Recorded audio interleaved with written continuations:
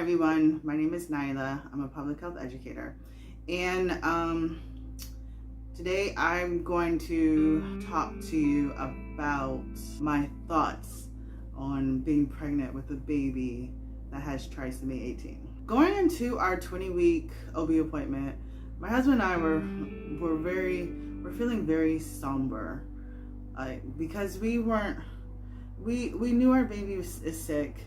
And we didn't know what news that we were going to hear. And knowing that our baby's not going to have a full life, we're always on edge. Because we were told that our baby could die in utero or shortly after being born. I had literally just started feeling her move around, and then for a whole week I didn't feel anything. And I wasn't sure what was going to happen. But fortunately, she was still moving. She had a heartbeat, and my husband and I had a sigh of relief. We're like, okay, great, she's still alive. It's those ultrasounds, that's what brings us back to reality. But anyway, knowing that our baby is sick, my main concern is that I do not want her to struggle. I do not want her to be in any pain. And my husband and I decided that we weren't going to do any interventions like tubes or anything like when she's born. Since we were told that there's a possibility that she can be born alive, depending on how long I carry her for, my goal is to get to full term or close to it as possible. But I do know that there is a possibility that I could go into labor earlier. And there's also a possibility that she could be stillborn. It's a lot. It's a lot for us to deal with. It's just a lot. But I want her to be born alive because I want that moment that I've been longing for. I've been carrying her. I will be 6 months. I'll be 6 months in a couple of days. And I've been carrying her this long. I want to be able to hold her. I want to be able to see her.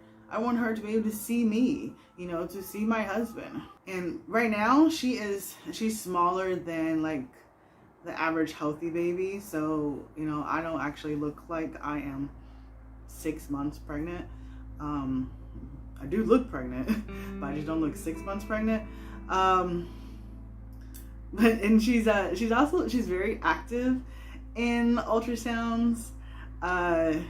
But she doesn't like to sit still when she's getting her picture taken.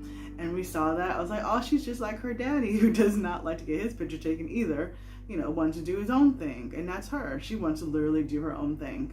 So I've read a lot about trisomy 18, also known as Edwards syndrome, and even babies that live longer than a day after they're born.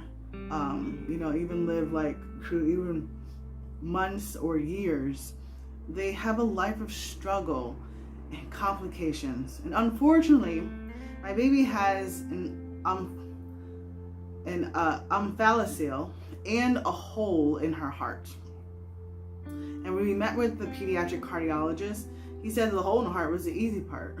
He said the omphalocele is also fixable.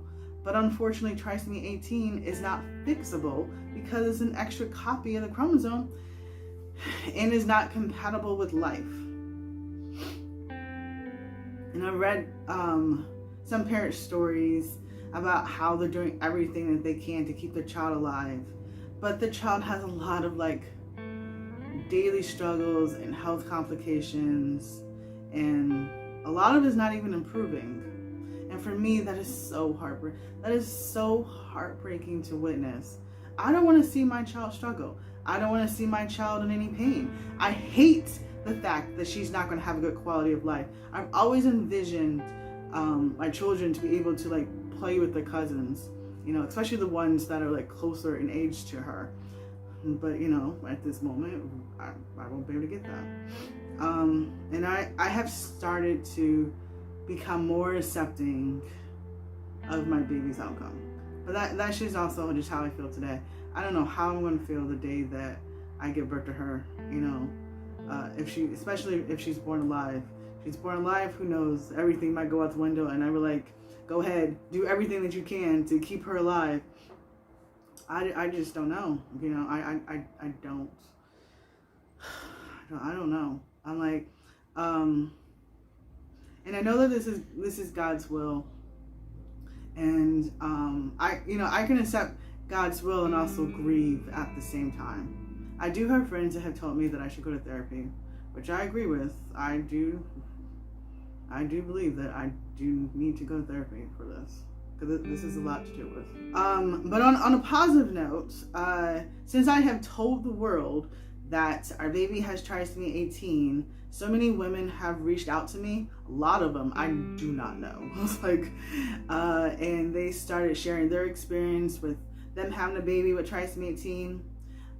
They've given me advice. They share resources. I've even gotten gifts. Even though that sharing my story is very personal, you know, but it did what I wanted to do, you know, which is to have community and to have a support system. And so I'm happy about that, you know. I'm happy that I have met other women who have and who are going through this, and that we're able to support each other.